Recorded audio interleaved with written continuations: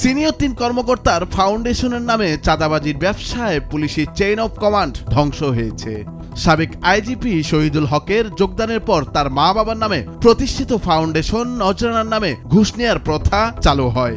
সাবেক আইজিপি মজিদ জরিনা ফাউন্ডেশনের নামে শত কোটি টাকা আদায় করেন পুলিশ কর্মকর্তাদের কাছ থেকেই। সেই টাকায় বিপুল বিত্ত বৈভবের মালিক হন তিনি।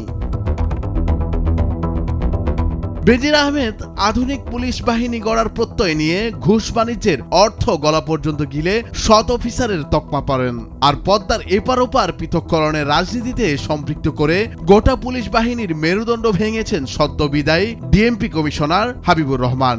এই মেরুকরণের সদস্য শতাধিক কর্মকর্তা আঙ্গুল ফুলে কলাগাছ বনে গেছেন। তাদের কপাল পুড়ছে শেখ হাসিনা পতনের পর। অনুসন্ধানে বেরিয়ে এসেছে পুলিশের চাঞ্চল্যকর সব তথ্য। শহীদুল হক 2014 সালের 31 ডিসেম্বর থেকে 2018 সালের 31 জানুয়ারি পর্যন্ত পুলিশের আইজি ছিলেন। আইজিপি থাকা অবস্থায় তিনি মিরপুর শহীদ স্মৃতি পুলিশ কলেজ থেকেও ক্ষমতার অপব্যবহার করে কোটি কোটি টাকা লুটপাট করে মজিদ জরিনা ফাউন্ডেশনে নিয়ে যান। 3 পুলিশ কর্মকর্তা ভিন্ন পরিচয়ে চাঁদা আদায়ের মাধ্যমে ফাউন্ডেশন করেন। তাদের দুর্নীতি ও ব্যক্তিদায় গোটা পুলিশ বাহিনীর উপর পড়েছে। বিরোধী রাজনীতিকদের দমন করতে শৃঙ্খলা বাহিনীর রন্ধ্রে রন্ধ্রে যে পদায়ন করে রাখা হয়েছিল তারাও এখন সামনে নেই। পদোন্নতি আর পদায়নকে কেন্দ্র করে পুলিশ বাহিনী যে ক্ষতি করা হয়েছে তা কেটে উঠতে অনেক সময়ের প্রয়োজন। ব্যক্তিগতভাবে বিগত সরকারের প্রভাবশালীরা বিপুল অর্থবিত্তের মালিক হয়েও এই বাহিনীর সর্বনাশ করেছেন।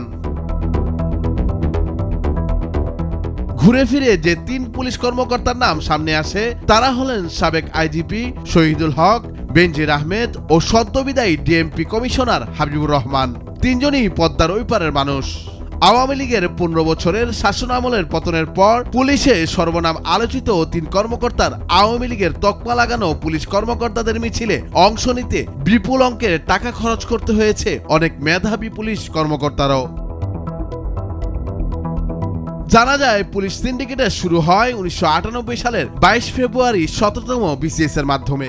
ওই সময় সহকারী পুলিশ সুপার হিসেবে যোগ দেন সদ্য চাকরিচ্যুত ডিএমপি কমিশনার হাবিবুর রহমান।